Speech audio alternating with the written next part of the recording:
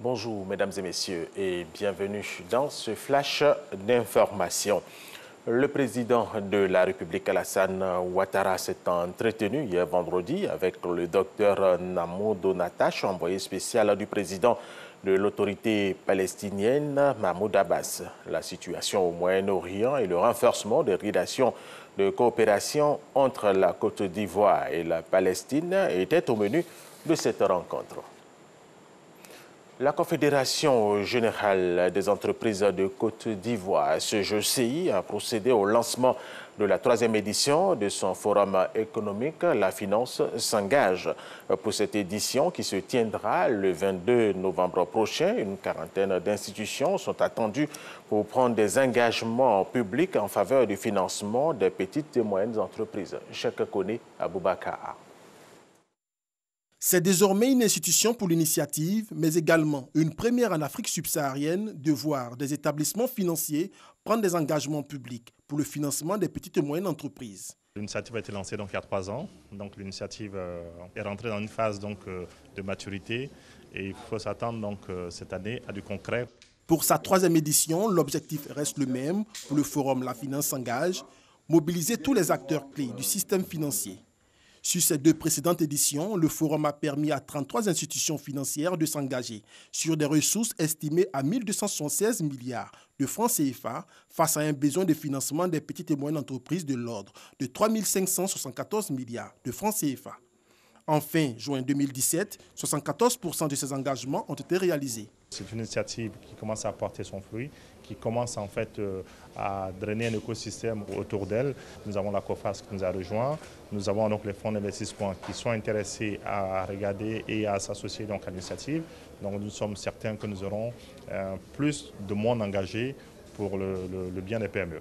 La Finance s'engage est une initiative de la Confédération générale des entreprises de Côte d'Ivoire, CEGCI, en partenariat avec le groupe de la Banque africaine de développement et Entrepreneuriat Solutions Partenaires. Notons que pour cette 3e édition, 200 PME financées lors des précédentes éditions seront enquêtées, 200 acteurs des PME seront initiés à l'éducation financière et 100 PME formés à travers le programme de renforcement des capacités.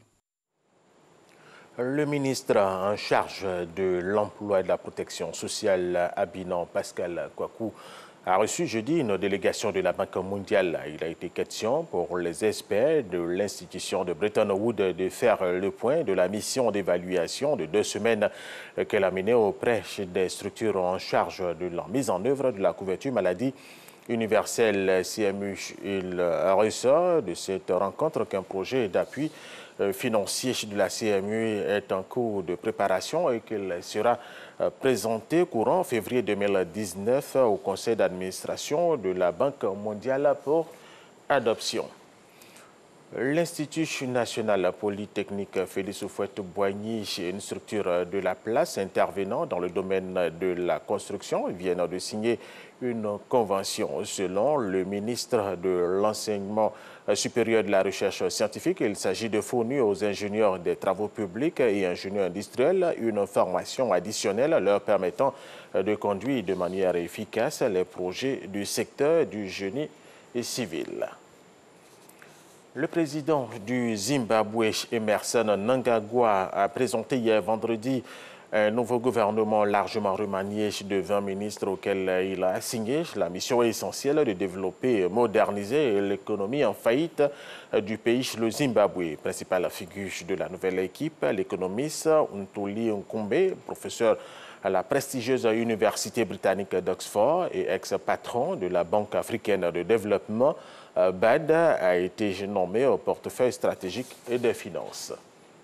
Et nous terminons avec cette information. L'ex-président angolais José Eduardo dos Santos prend ce samedi sa retraite politique définitive en cédant la direction du parti au pouvoir à son successeur à la tête du pays, João Lourenço dos Santos, aujourd'hui malade, avait entamé son pouvoir depuis 1979.